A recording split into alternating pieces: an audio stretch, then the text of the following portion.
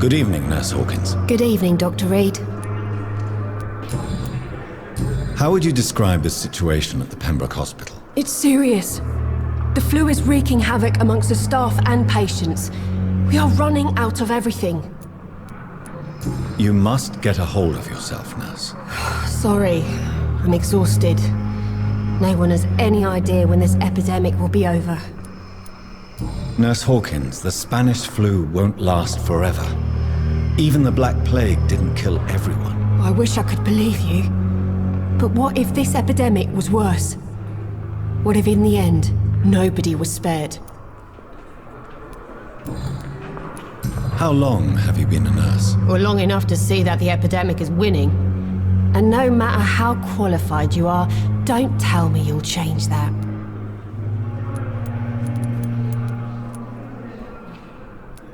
You'd be surprised what dedication can achieve, Nurse Hawkins.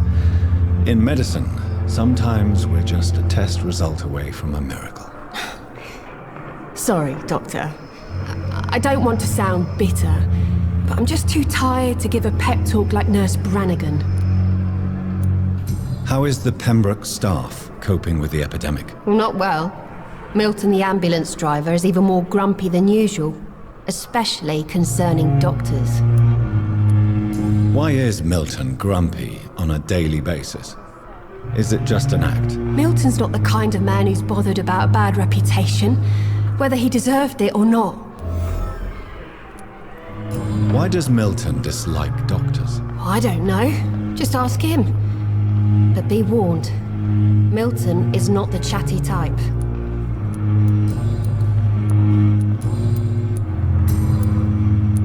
Pepper, are you sure you want to leave this hospital? To become a nurse was a little girl's dream. But in the end, I don't feel that useful. I want more. I want to make things change.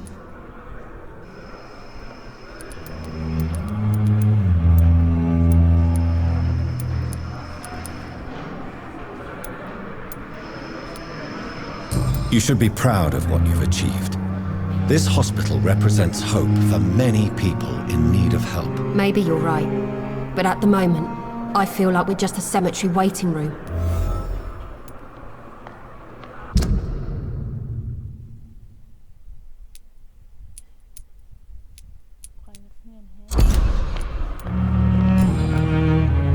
Goodbye, Nurse Hawkins.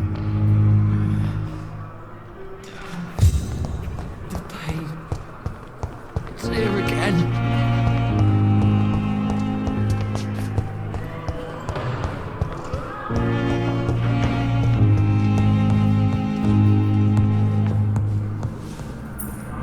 Good evening, sir. I'm Dr. Reed. I believe we're going to be colleagues. Reed? Yes, I've been informed about your arrival. I'm Waverly Ackroyd. Welcome aboard, I suppose. Does my arrival inconvenience you in some way, Dr. Ackroyd? Let us just say that I don't particularly share Dr. Swansea's enthusiasm for hiring you. What we need here are reliable professionals, not overrated dabblers. If you have a problem with me, Dr. Ackroyd, please feel free to tell me. Dr. Swansea has imposed your presence on this hospital without asking anyone's advice. The benefit of his position. But I don't agree with it. I know we've never met before, but I believe this hospital could use all the help it can get. You will agree with that, I'm sure. Oh, but I have heard about you, Dr. Reed. Of course, you can't say the same about me, since I have not wasted my time courting the press.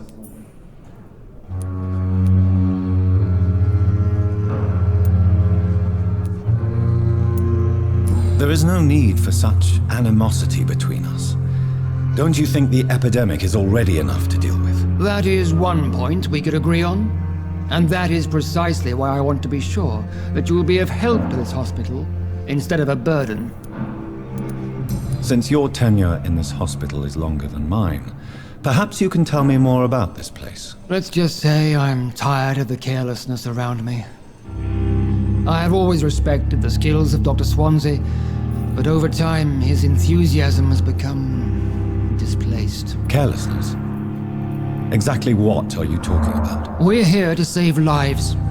The people who trust us are not volunteering for experimentation. They're here to be healed. I don't intend to run any radical experiments, Doctor. Even if I, as any good practitioner should, express an interest in pushing the boundaries of medical research. Modern medical methods were created through audacity and ego. But there are rules in our line of work, and they're here to protect our patients.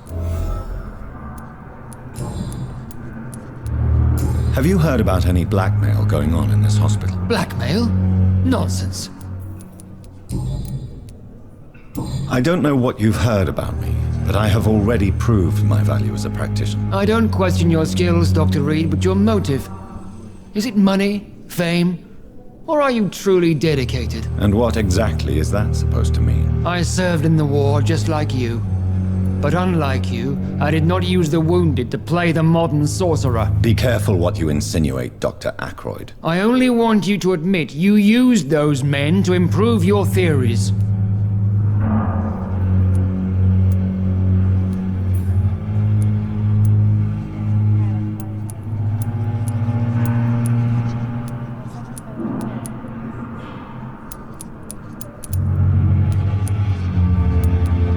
Knowledge has always been and will remain our main weapon, and it has always come at a price. And personal initiative. It is not a question of initiative, it is a question of integrity. These men and women have put their faith in us, Dr. Reed. It seems you have bad memories of your military service. I refuse to see this industrial slaughter as scientific progress. War only reveals the worst in men. We can at least agree on something, Dr. Ackroyd. What do you think of Dr. Tippett's opinion of your promotion, Waverly? Tippett is a good practitioner. Maybe just a little too attached to his prestigious position at the Pembroke Hospital. Really? That's exactly his diagnosis of you. A little too eager to get promoted? A little bit too proud? He has the right to think so. But I deserve this promotion. And I don't consider it anything but well-earned. Thank you for your time. Treats me like a book. I never could keep anything from her.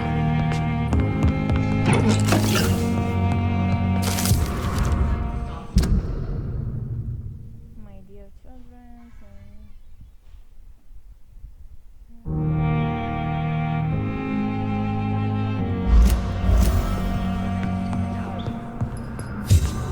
Good evening, sir. I'm Dr. Reed. May I help you? I don't know if a third opinion is needed. Your colleagues are already arguing about my condition. I see. Would you mind telling me more about your situation? I'm Harvey Fiddick. All I want is to get me bloody arm fixed properly. Tell me about yourself, Mr. Fiddick. I'm just a regular guy waiting to get his arm fixed, so I can return to work and to my family. I was more curious about what you were doing before being hospitalized. I'm a carpenter, and a good one too. But that means I need both arms to feed my family, Dr. Reed.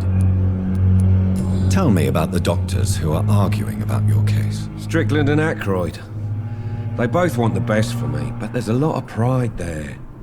Doctors are no different from carpenters, it seems. What do you mean? I often had professional arguments with rivals on a building site. Difference is I disagreed about wooden nails, not flesh and bones. Are you satisfied with your treatment here? Well, it's clear that I've chosen a bad time to be injured. Forgive my bluntness, but you seem overwhelmed by cases of the flu. I won't lie to you about it. I'm afraid we are. Are you sure you don't want to operate yourself, Dr. Reed? I have the feeling you're very capable.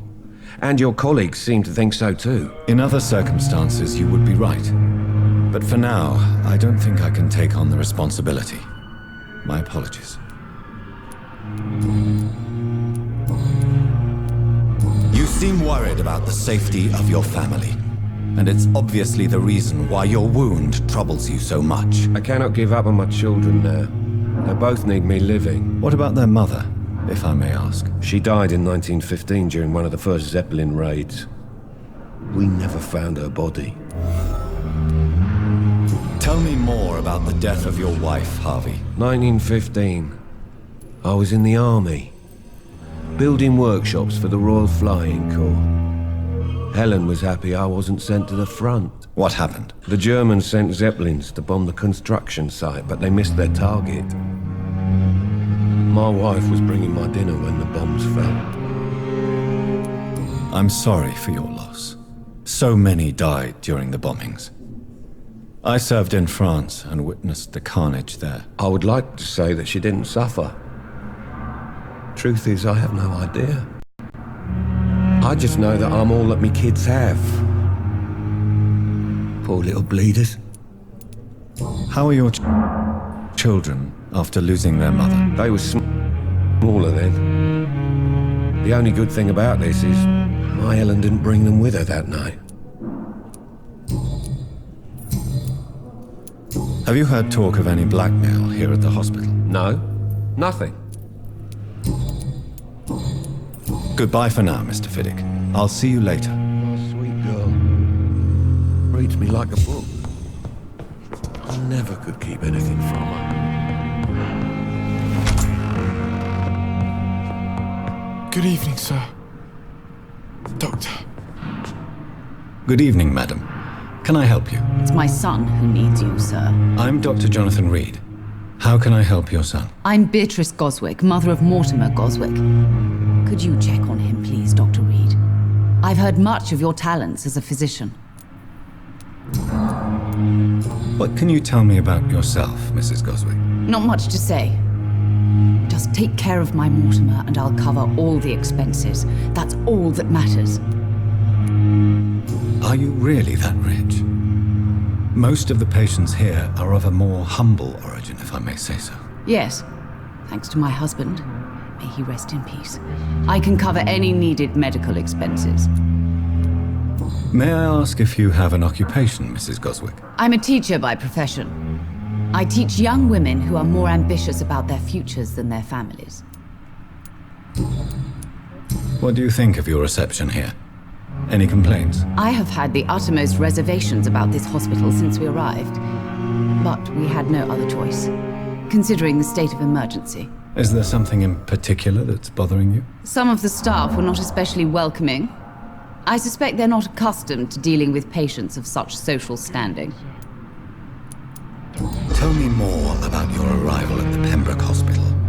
What gave you such a bad first impression? The ambulance driver was quite rude, for a start. And that nurse, Miss Hawkins, seems to have quite a dubious attitude. What do you mean? She managed to secure a bed for my son despite the epidemic. It was a relief, but it wasn't cheap. She charged you for a bed? Yes, and I paid without question, considering the urgency of the situation. I share your concern, Mrs. Goswick. Be sure that I'll talk to the people involved. I don't expect compensation, Dr. Reed. But I'm aware such behavior would not be tolerated in other hospitals.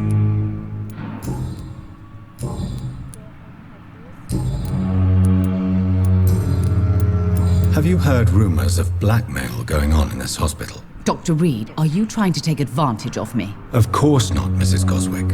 I'm just curious. Well, go be curious somewhere else, please. Goodbye, Mrs. Goswick. Good evening. I'm Dr. Reed. Can I help at all? No, Really? Why are you here then? I don't want to talk. My throat hurts too much. I suppose that this pain is the reason you're here. Is someone taking care of you? Yes. And no. Could you at least tell me your name, sir? Mortimer. Mortimer Goswick. How painful is your throat, Mr. Goswick? So painful I'd rather not talk at all, Doctor.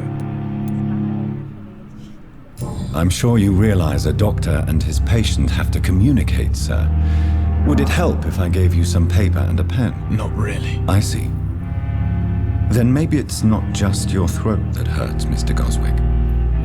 Perhaps your sore throat is just the consequence of something more hurtful. Yes, maybe. But I don't want to talk or even write about it now. Why did your mother have you hospitalized here? She seems convinced this is a bad hospital. My mother just wants the best for me. She won't rest while I'm here. She'd go all the way to hell and back to help me. Pembroke Hospital may look unorthodox, but rest assured you're in good hands here. It's not me you have to convince, Dr. Reed. It's my mother.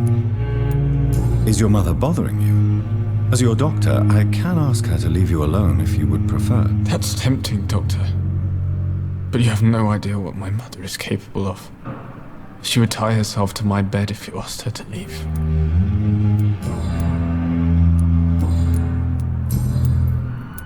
Tell me about yourself, Mr. Goswick. I don't want to talk, Doctor. Have you heard rumors about blackmail in this hospital? No? I have to go now, sir. But don't hesitate to contact me if you need any help. Doctor.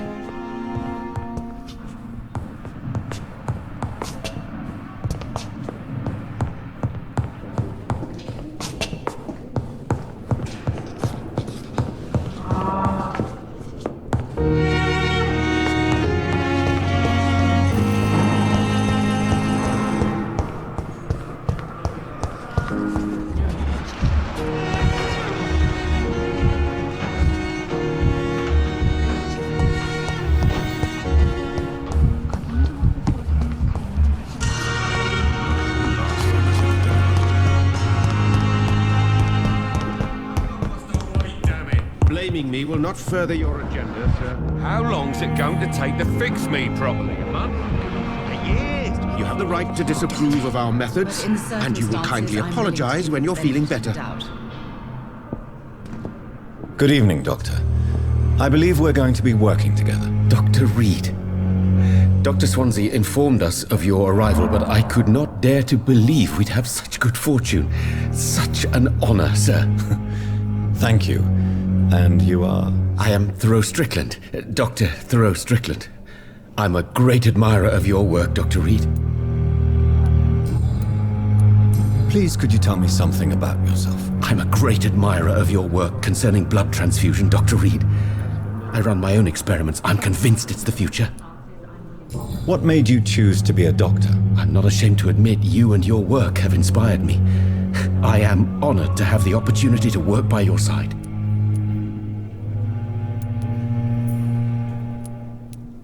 It's always a pleasure to share scientific and medical knowledge with someone eager to learn.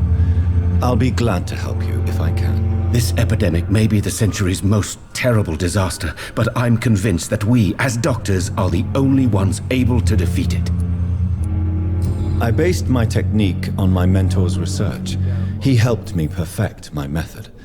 What is yours? I'd rather not talk about it. For now, it's just theories and first approach. My process is purely experimental and unsuccessful. As long as you're cautious and methodical, you may remain empty-handed, but you won't fail. You're not the first one to warn me, but I am convinced knowledge is the main weapon against the ravages of this epidemic.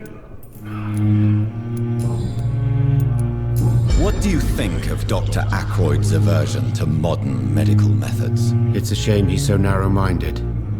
Dr. Swansea taught me that science is about exploring uncharted territory. I'm convinced that's true. With the influenza and all that's going on, you should put your differences aside, don't you think?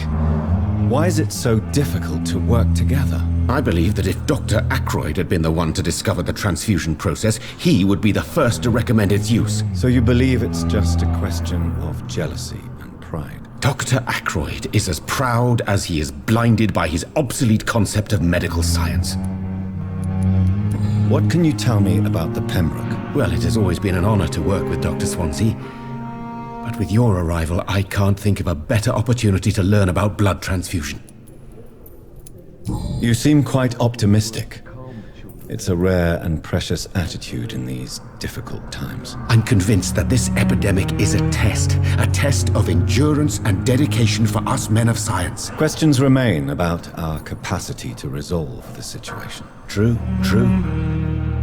Last summer, during the first wave of the epidemic, I used to joke with Milton about the extra work. We're not smiling now. Do you need help with anything in particular? Well, yes, maybe. I'm waiting for a batch of products I ordered for my personal research, yet my supplier seems to have vanished. Do you want me to play the errand boy for you? Oh no, Dr. Reed. But if you went personally to his shop, what with your reputation and all, he wouldn't dare to refuse the products I need. I see. Well, give me the address, for I may pass by if I have time.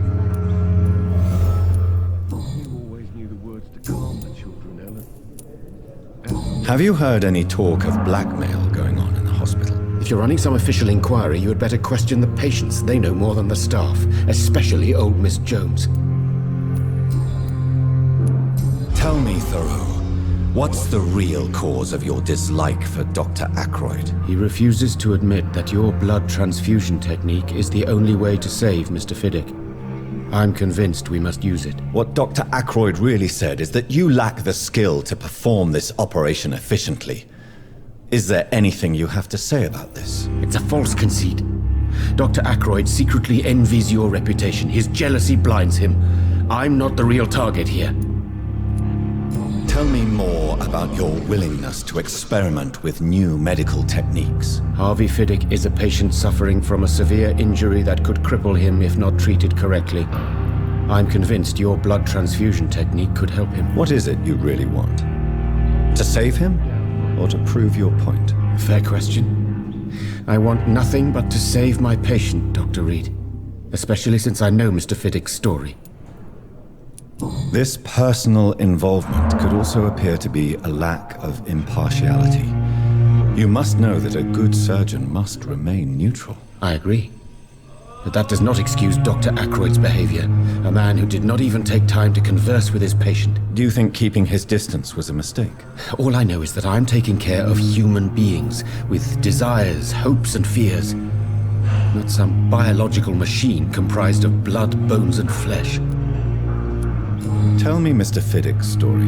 Our first diagnosis was compromised because Mr. Fiddick lied to us about the real origin of his injury. He first claimed it was an accident. But why would he hide such crucial information from us? Because he is a proud father, ashamed of putting his children at risk because of his own negligence.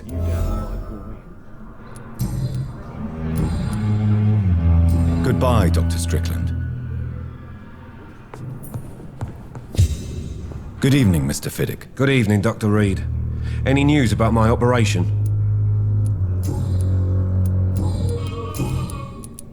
Tell me about your injury, Harvey. Why do you feel so guilty about it? My wife died because of me. And now I may lose everything because I've been careless enough to hurt myself. What an arsehole. How could your job be responsible for your wife's death? I was working a double. She went out to bring me a hot meal and got caught in a German bomb raid. You can't hold yourself responsible for your injury, Mr. Fiddick. Unless you tried to hurt yourself. Of course I didn't hurt myself. But I can't work until my arm is fixed. My children need to eat, Doctor. Goodbye for now, Mr. Fiddick. I'll see you later. I always knew the words to calm the children, Ellen. As for me... Good evening, Doctor. Goodbye. Good evening, sir. Good evening, Mr. Goswick. I'm okay. Do you need any help? I'm afraid I may, sir. I don't mean to be a burden. You are not a burden, sir. Healing you is my responsibility. And you have my gratitude for that. I have to go now, sir. Good evening, sir. Doctor.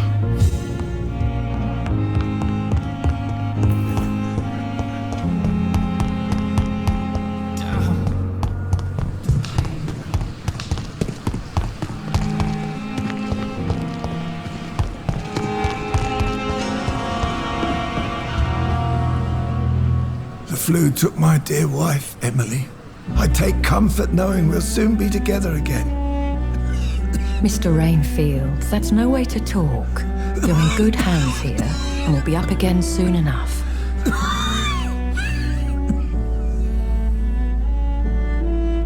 Now do me a kindness and get some sleep. I'll be back round later. Your words are kind, the blessings of an angel. You're the sweet, sweet Lady of Mercy.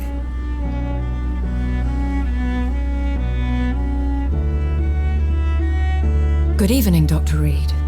It's a pleasure to see you again. You seem surprised. Dr. Swansea has brought me up to speed concerning your recent appointment to Pembroke Hospital. You're a the lady who saved me that night, before vanishing into thin air. I remember you from the pub with Dr. Swansea. Indeed.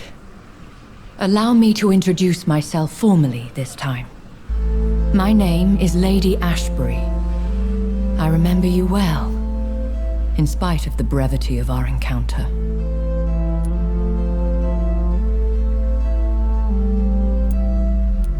Apologies.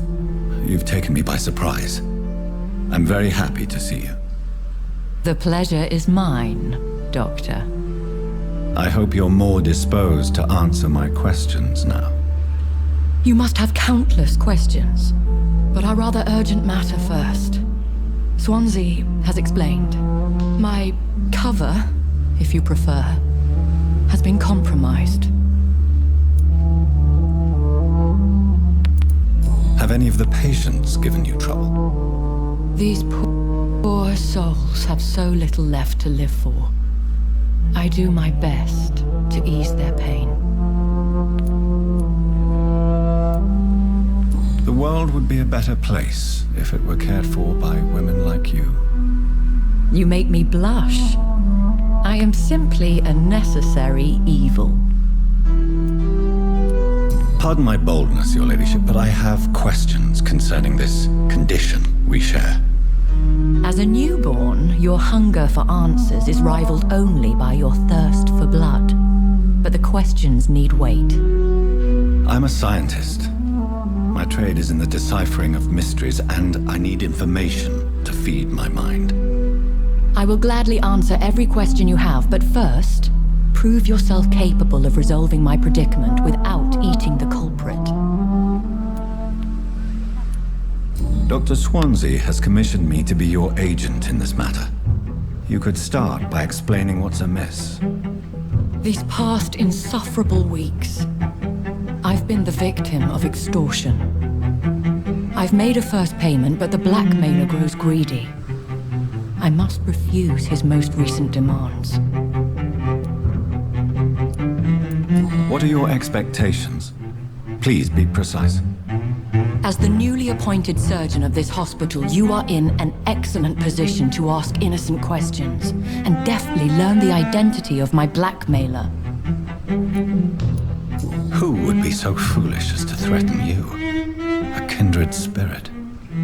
Even if it were the case, and I highly doubt it, a vampire would have asked for something more valuable than money. My suspicions lean toward a patient or their family.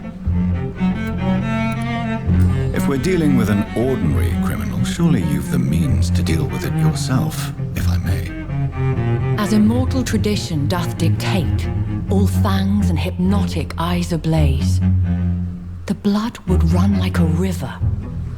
That's what I hope to avoid. Violence has a tendency to spiral out of control. Please continue. Every detail is essential. I'm your man. My embarrassment in this matter is eclipsed only by my shame at having put the hospital at risk. The threat from our anonymous scoundrel is clear. A list of dates. My visits coinciding with the dates of suspicious patient deaths due to massive blood loss.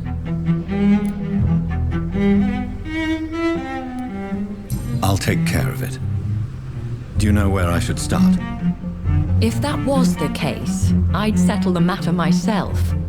You could talk to our local gossip, Harriet Jones. Not a pin drops here without her hearing about it. I'll meet that woman now. My life, as others know, is in your hands, Dr. Reed. I'm sure of your discretion, but I do fear your powers of persuasion will be put to the test. When this is resolved, I'll be your obligé. I'll answer all questions in regards of your condition.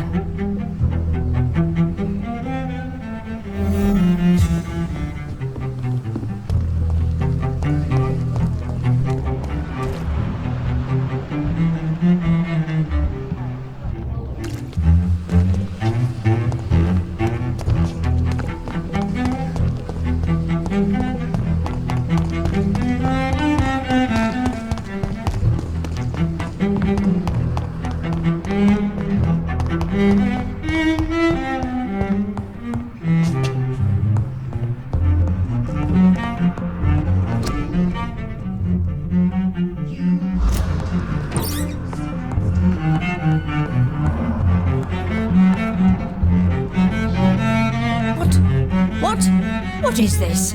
Who are you? Get out of my room. There's no need for alarm, madam. I'm Dr. Reed, the new surgeon. Preposterous. Dr. Reed, you say? I don't want some bumbling intern. Where's Dr. Swansea? Please, calm down, madam. I assure you that I am highly qualified. I'm just back from war duty. How brave. Threatening an old defenseless woman. You know how long I've been a patient here? You've picked the wrong fight. I'm Harriet Jones. Harriet Jones? Indeed. I've been meaning to have a chat with you.